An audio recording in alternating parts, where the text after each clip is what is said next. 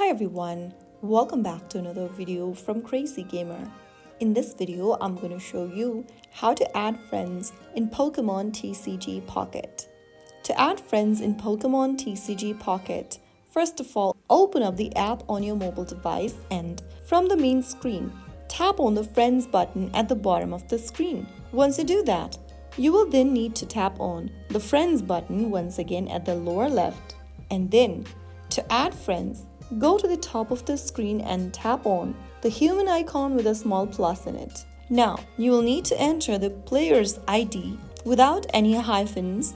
Write down the player ID of the person you are trying to add and then click on Done. After doing so, tap the search icon. Make sure to type down the friend ID correctly, and then you will be able to see your friend on the list.